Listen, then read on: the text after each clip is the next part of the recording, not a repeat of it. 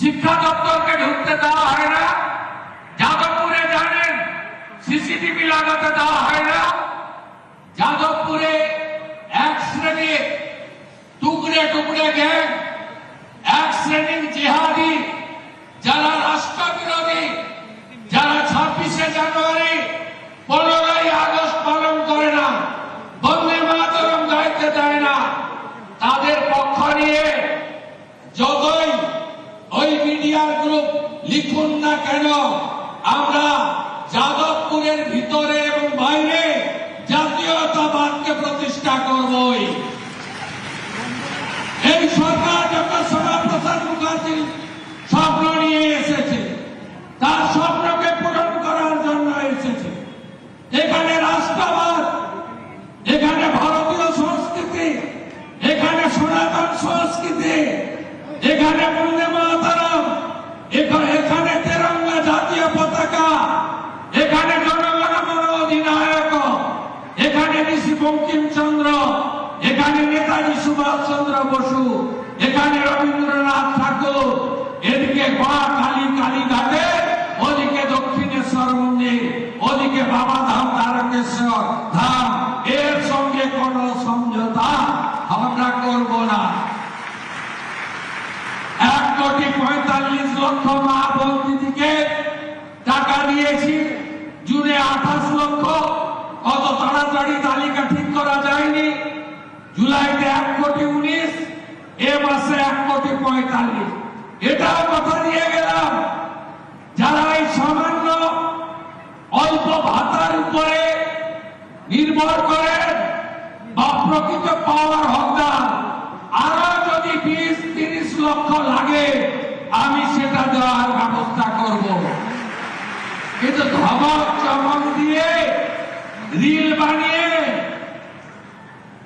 আর media trial করে আর 20 জন লোককে রাস্তায় নামিয়ে ওই হেরে যাওয়া তৃণমূল খণ্ড বিখণ্ড হয়ে যাওয়া, কে বলে আমি কালীঘাট, কে বলে আমি ঋত, কে বলে গেলাম উত্তরে, কে বলে দক্ষিণে, ভাইপো আবার বিদেশে, পিসির ঘরে তালা চাবি লাগানো।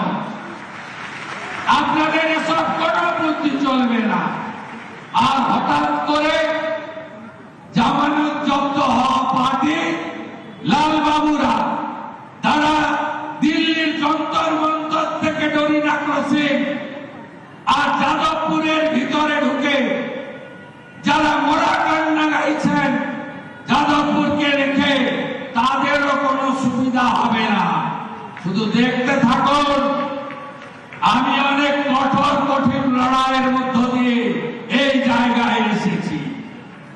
সিপিএম এর সূর্য যখন মধ্য গগনে, যখন 235 আসন, তখন আমি সিপিএম এর ছোট মুখ্যমন্ত্রী লক্ষণ সেনকে তার বাড়িতে দাঁড়িয়ে হারিয়েছি 1,73,000 ভোটে। আবার তৃণমূলের মালিক, তিনি অপরাধেও ডাকি আমাকে হারাতে গেলেন গঙ্গা পেরিয়ে মেদিনীপুরে। আমি তাকে হারিয়ে টাটা বাই বাই, ফিরে যাও ওপারে পাঠিয়েছি।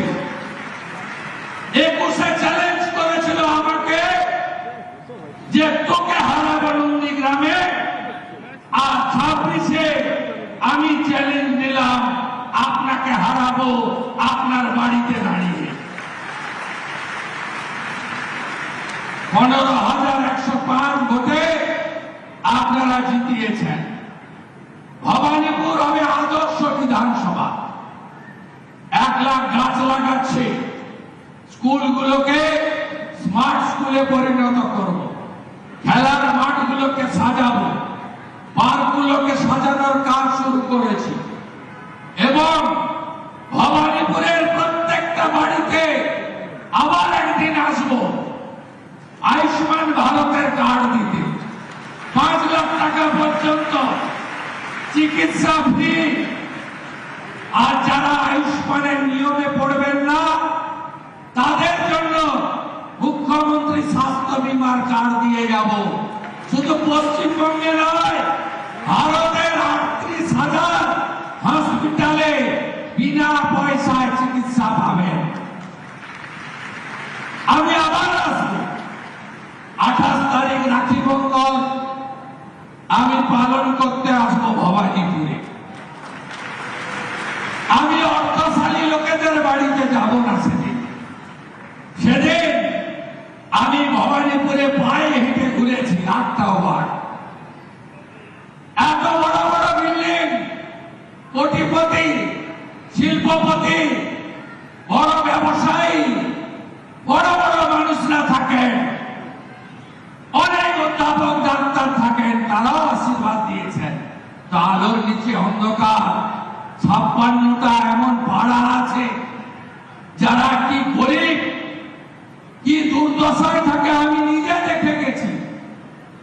আমাকে একটা পাড়ায় গেছিলাম, বলছে জল দেয় না, একটা নলকূপ, ওখান থেকে জল নিতে হয় লাইন দিয়ে। আরেকটা পাড়ায় গেছিলাম, আমাকে বলেছিল বাবু মমতা ব্যানার্জি বলেন গুজরাটি মারোয়াড়িরা নাকি পাহাড়ি। আমি উনার বাড়িতে পরিচারিকার কাজ করি, আমাকে 8,000 টাকা বেতন দেয়। এরা চলে গেলে কার বাড়িতে কাজ করব? আমি বলেছিলাম না, এটা ভারতবর্ষ, এখানে কেউ ছোট বড় নেই, সবাই মিলেমিশে আমরা থাকবো। এই সংকীর্ণতা, এই আঞ্চলিকতাবাদ, ভাষার নামে, জাতের নামে আমাদের রাষ্ট্রবাদীদেরকে বিভাজন করার চেষ্টা করেছিল মমতা ব্যানার্জি। 28 তারিখে আমি আসবো রাখি পরাতে ওই সমস্ত এলাকাগুলোতে।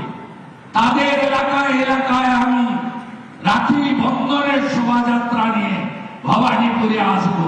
সেদিন আবার দেখা হবে।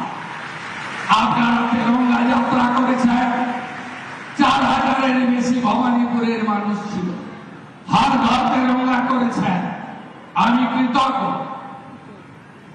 আজকে 14,500 আমি বলতে বলতেই হয়তো ঢুকে গেছে, মোট 17,000 মা অন্নপূর্ণা আপনাদের অ্যাকাউন্টে 3,000 করে টাকা ঢুকলো ভবানীপুর বিধানসভায়। এরপরেও যদি আরো যোগ্য কেউ বেঁচে বাকি থাকে, 31 জুলাইয়ের মধ্যে আবেদন করা লোকেরা পোর্টালে গিয়ে আবেদন করুন। অনেকে পোর্টাল ব্যবহার করতে জানেন না। বিধায়কের কর্মীরা গিয়ে, মন্ডলের ভাইরা গিয়ে, ওয়ার্ডের কর্মীরা গিয়ে, মহিলা মোর্চা গিয়ে পোর্টালে নাম নথিভুক্ত করে দেবেন। একজন যোগ্য বাকি থাকবে না। আপনারা ভরসা বিশ্বাস ভাই শুভেন্দু অধিকারীর উপর রাখবেন। সবাই ভালো থাকবেন। 17 সেপ্টেম্বর মোদীজির জন্মদিন। ওই দিন গোটা পশ্চিমবঙ্গ জুড়ে আমরা অন্নপূর্ণা দিবস পালন করব। সব জেলায় জেলায় অন্নপূর্ণা প্রাপকরা জড়ো হবে। আর আমি কলকাতাতে 1 লক্ষ অন্নপূর্ণাকে নিয়ে সেদিন সভা করব এবং মোদীজির জন্মদিন পালন করব 17 সেপ্টেম্বর। সবাই ভালো থাকবেন, সবাই একসঙ্গে থাকবেন। আর যাদবপুর নিয়ে যারা কাঁদছেন মিডিয়াতে, জেনে রাখুন এই রাজ্যে থাকতে গেলে, পশ্চিমবঙ্গে থাকতে গেলে বন্দে মাতরম গাইতে হবে। জাতীয়তাবাদ, দেশপ্রেম, রাষ্ট্রবাদের সঙ্গে কোন আপোষ এই রাজ্যের মুখ্যমন্ত্রী করবে না। সবাই ভালো থাকবেন। আপনারা যারা অর্থ পেয়েছেন, হকের অর্থ, তারা আমাকে সম্বর্ধনা দিতে আসবেন বলছিল দ্বিতীয়া। আমি যাচ্ছি আপনাদের কাছে সম্বর্ধনা দিতে, আশীর্বাদ দিতে। বলবেন না। আমি যাচ্ছি আপনাদের কাছে। না জাগিলে ললনা, এই বিশ্ব জাগে না। আমরা কেউ ভারত পিতা বলি না, ভারত মাতা বলি। আপনারা না থাকলে আমরা কেউ পৃথিবীর আলো দেখতে পেতাম না। প্রণাম আপনাদের। আপনারা মমতা ব্যানার্জিকে ফেলে দিয়ে একটা গ্রামের ছেলেকে এমএলএ করেছেন, আর মোদীজি মুখ্যমন্ত্রী করেছেন। আপনাদের শত কোটি প্রণাম, শত কোটি প্রণাম, শত কোটি প্রণাম। বন্দে মাতরম। देवी मां दुर्गा की, देवी मां दुर्गा की, मां अन्नपूर्णा की, मां अन्नपूर्णा की, मां अन्नपूर्णा की, मां अन्नपूर्णा की, मां अन्नपूर्णा की, मां अन्नपूर्णा की। जय हिंद। ये तो दर्शन की थी नाকি? ये दर्शन की थी ना? ये दर्शन की। सभी हो गया। ये दर्शन की दे दो।